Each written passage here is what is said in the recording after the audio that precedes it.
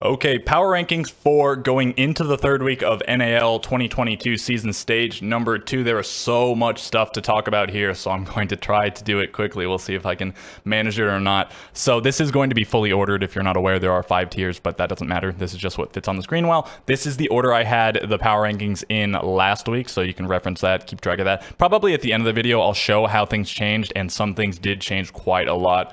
So much happened. This has got to be the hardest power ranking to do ever. At the very beginning of the stage, it is difficult because there have been roster moves and whatever. You can sort of reference the results from maybe the major and then certainly in the previous stage. But again, with the roster changes, that does throw a wrench in things. It makes it difficult. But so I think certainly this has got to be the hardest NAL mid-stage power rankings to do, because every team barring the number 1 team and the number 10 team are within 2 points of each other, and all teams except for the first, 9th, and 10th are within 1 point. So 3 teams on 7, 4 teams on 6, 1 team on 5, and then a team at 10 and 0. Make this really, really, really hard. And so I'm going to say potential and asterisk and whatever quite a lot, I assume, in this video.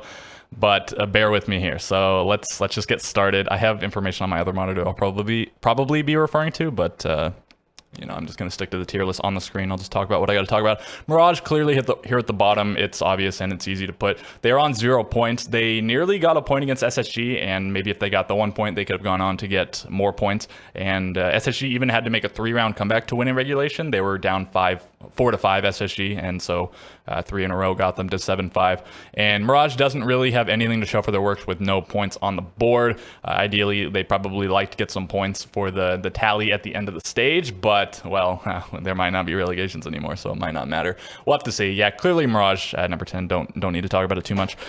Beast Coast next up, and I think this is going to be extremely contentious. People might not be happy with this placement, but let me elaborate here. So they are on a super hot streak, I suppose. They are, if we're just considering this most recent week, they are one of the 2 hottest teams. They got the full 6 points, and so did Sonic. So most fruitful recent week for any of the teams goes to Beast Coast and Sonics.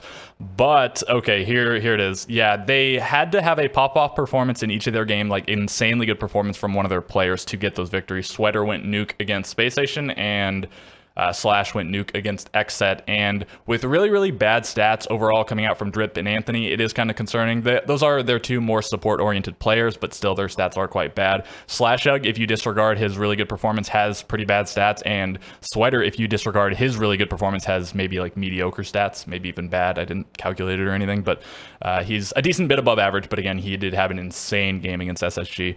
So I definitely want to see a little bit more of a team effort come out in one of their victories, but they do have a ton of potential to go up. If they continue winning games, yeah, they're just going to fly up the power rankings, because being this hot, being right there in the throw of things with all the other teams, they definitely have the potential to go way up. But again, with all those factors that I mentioned, I'm going to put them there at 9th for now, and yell at me if you gotta. Next up is Space Station, and this is maybe one of the teams that a lot of people will have Beast Coast over.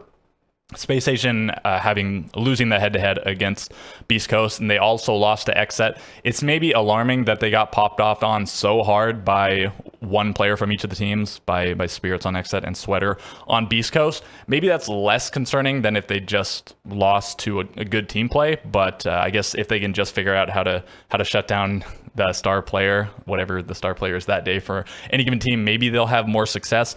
One of their wins is against Mirage, and it was quite a close win in that most recent play day. Isn't too good either. Maybe the one thing that shines through is their victory over Dark Zero. I guess also sort of an asterisk on that game. It was played online. I do think the map choice helped them, but Dark Zero elected to go there.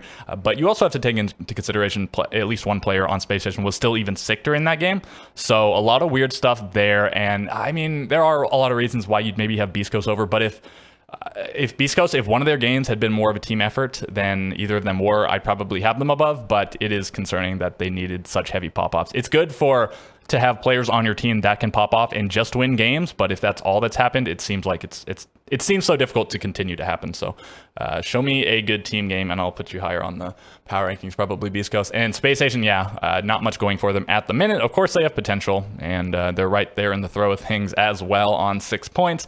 If they start doing well, if other teams slip up, they can fly up the rankings. But for now, I'm going to put them here at 8th on the power ranking.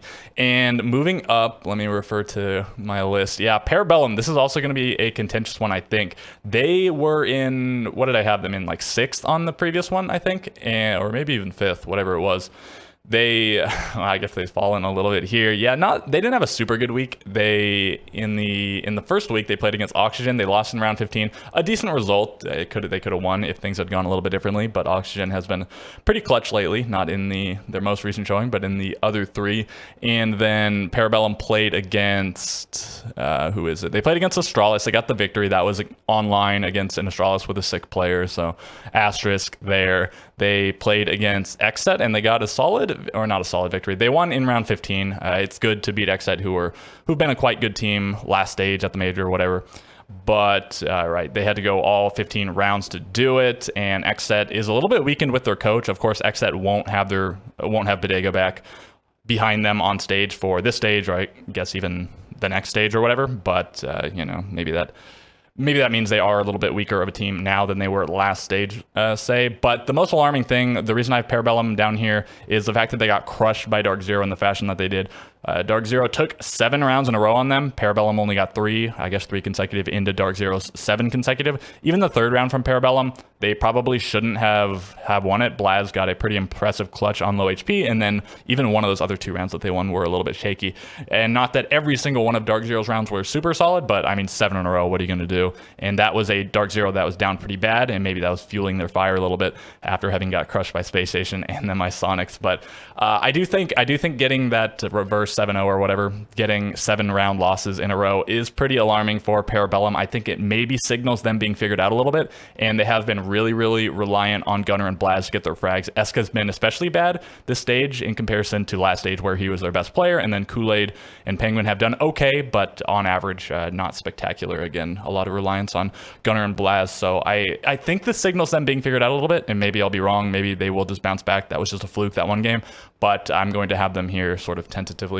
Okay, moving up to number 6 here. I'm going to have Xset, and that's a massive fall. They were in 1st place, and we didn't have a lot of results after just 1 week to go off of, and now we have a lot more results. Not a very good week for Xset. They did get the 1 point on the board versus Parabellum, but they did lose, and then they just lost to Beast Coast. So even in the 1st week, they played a sick SSG online, so asterisk game here, and then they played Mirage, and then that was even online, and Mirage was sick, and so it just seems like an absolute mega freebie. So not very impressive victories, and then a close loss, but then they lost to Beast Ghost getting popped off on, and Xset even had a pop-off player of their own, Yaga, but he did certainly fall off in the latter half of that game. So I'm gonna have them down here. Now we'll see if they bounce back, but for now, again, because of the sort of lack of quality of their wins, I'm gonna put them down here in 6th place. Moving up, Dark Zero. Okay, so I don't know. The order here in the middle is extremely hard. Like maybe you could switch these two. Maybe even you think Beast Coast's higher, but I think the middle ones are really hard to call. Obviously, I'm gonna have Astralis over these teams, even though Astralis is in 9th place right now. But again, like maybe you want to reorder these 4. I'm gonna have right here. Yeah, Dark Zero, they are the hottest team at the moment. If you just consider the last playday, they won their most recent 7 rounds. So again, Sonics and Beast Coast getting 6 points on the board, but Dark Zero just won 7 rounds in a row in their most recent game against a team that was showing quite a lot of potential in Parabellum. So I think maybe this is the bounce back for Dark Zero. They took those 2 pretty bad losses, a 2-7 against SSG and a 3-7 against Sonics. So yeah, does this signal a bounce back? Were they in just a mini slump? Is this Parabellum getting figured out? Is this a matchup that I don't know? Like there's just too many factors to consider. I'm happy-ish to put them here kind of in the middle. Maybe they can go up or down like 1 or 2, but I'm just gonna have them there for now. It's really tough to quantify these things. And then Astralis. So this might be one of the stranger looking ones. I have them there at 4th place when they're in 9th place on the standings. One win will put them, one 3-point win would put them at 8 points, and several of those teams above them will certainly be getting points, but if for some reason no team above them got points, that would put them all the way into 2nd. So it's definitely within their grasp, and I think there is a lot of context to consider here. Yes, they're only 3 of their points came against Mirage, but that was a solid win. Look, they only losing 2 rounds is probably about where you want to be versus Mirage. I mean, ideally you'd lose none, but against any team, but 2 rounds to 7 is pretty impressive, and they beat Sonics. That was even with their coach subbing in, Astralis that is, and so that's a solid win. I even have Sonics pretty high, and I think Sonics have really cleaned their stuff up from between week 1 and week 2. So maybe that victory means a little bit less, but still that's 2 points on the board. And then their other 2 games, they played against Parabellum. Again, that was with Astralis being sort of weakened. And then let me actually double check. I'm blanking. Who was the other Astralis game against? It was the one that they just played that I'm forgetting. Oh yeah, TSM. Okay, so they went 12 rounds versus TSM, a fairly close game, and I'm going to have TSM obviously in the top 3 here. TSM is at the top of the board, and I mean, a big reason they are is because they got that win over Astralis. I think Astralis probably would have won if they went Oregon. I think they got bluffed a little bit, and maybe that's not true. Maybe they still would have lost, but I do think that they would have had a better shot on Oregon. I think if we're talking about potential in terms of just players, Iconic was so good last stage, and he's been really bad this stage. So if he can reactivate, then I think they'll be back on the up and up. In power rankings, this is more so to measure the potential than where they are on the standings, and I do think Astralis has more potential than most other teams. So I'm going to have them here at number 4. So, I mean, let me know if you guys think that's just insane. Okay, moving up, yeah, we have these top 3, and next up is Oxygen. So the Comeback Kings finally got their comeback streak ended. They could not make the comeback against Sonics, and a solid victory for Sonics there. 7-4, right, on bank. And so Oxygen would have had to make pretty much an identical comeback that they did against TSM. So they were down 4-6, and they would have had to win 4 rounds in a row. I guess they could drop 1 once it got to overtime, but still, they would have had to make a similar comeback. But they failed to do it. Same map even. I think I mentioned that, right?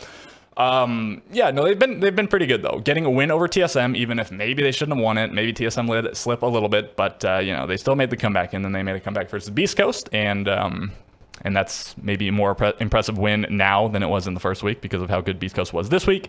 And they also made the comeback versus Parabellum, and I do have these teams kind of low. It is what it is, but also the victory over TSM, and then their only actual loss being against Sonics, who I'm going to have up here. I think all in all, Oxygen have looked pretty solid and maybe a little bit shaky, but I think probably less shaky than pretty much every team I have below them. So I think I'm fairly happy with them. I think my top 3 I feel pretty good about. And then we have Sonics here. So that is a massive bounce back. They were in 8th place all the way up to 2nd, and they had 1 point, and now they have 7. They got the full 6 points.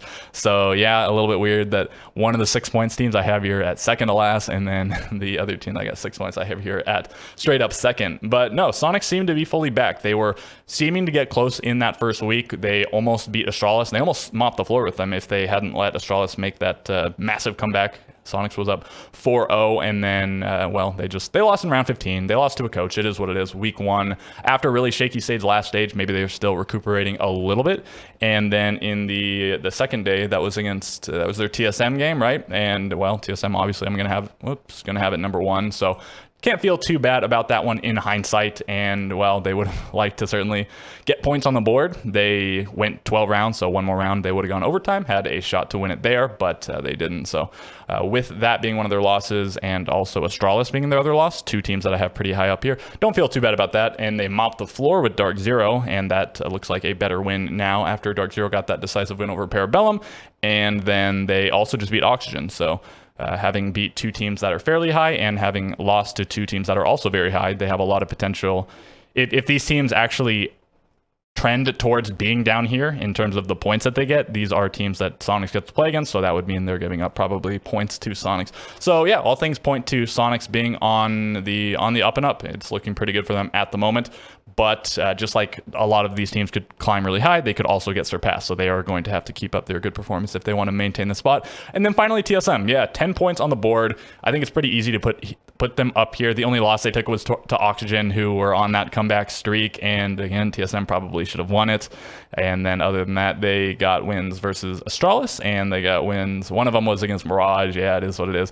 And then their other game was against, who am I forgetting? Oh, yeah. Okay, so they beat Sonics, they lost to Oxygen, and they beat Astralis. So they played 3 of the other 3 teams that are in the top 4 along with them on the power rankings, of course. And then they beat Mirage, and maybe a little bit shakily, but okay, that was in week 1. Yeah, this is the power ranking.